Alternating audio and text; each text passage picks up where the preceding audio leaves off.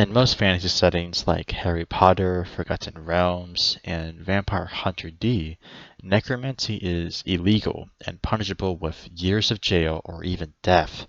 However, within the Roman Empire, the undead are a common servant of order wizards, helping them in everything from basic unskilled labor to as librarians, scribes, or even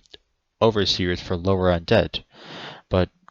criminalized or not, it still brings a sour taste to the plebs and to the priests, no matter how many times the order explains that they are ethically sourced from body auctions and the corpses of war criminals. As a part of the order's code, they cannot hold any servants below them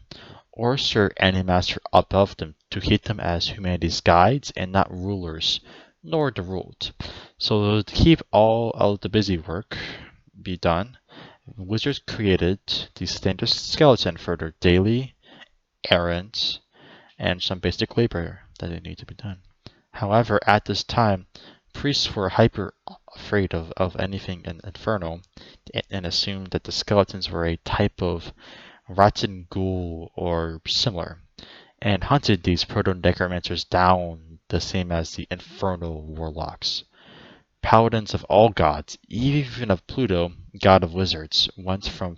wizard tower to wizard tower, making sure there was no undead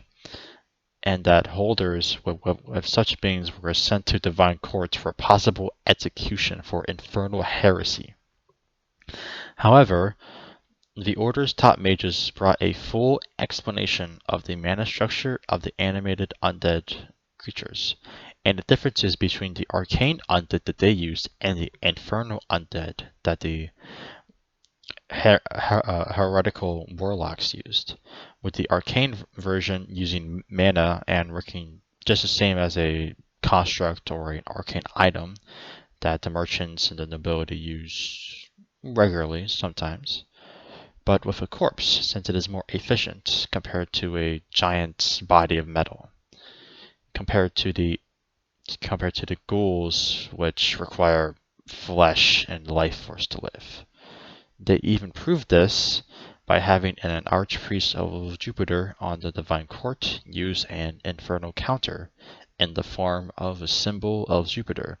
But even after minutes of channeling faith into the symbol, the undead didn't burn like the infernal do, proving that the undead wasn't infernal, and so it was not heresy. As a response, the infernal, the imperial, and divine courts formally apologized by not only legalizing undead for all order wizards, but letting them be immune to almost all divine laws like tithes, rest days, and any kind of heresy, and even letting a small amount of wizards be able to hold infernal grimoires and study infernal magic in order to counter it, if they are supervised by a mid-level priest, and once a month be checked on to make sure that they have not been corrupted by its power. After this grand win for the Order, the well-known body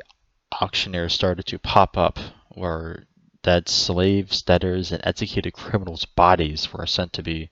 sold by these places. It was stated to be a win-win in the public media. Wizards and a strange doctor or two got their needed bodies for their projects and servants, and it created additional income that the local government needed for public works projects. Now, in the year 280 AD, it isn't uncommon to see wizards' estates full of undead, doing many industrial tasks to support the master's scientific and arcane research,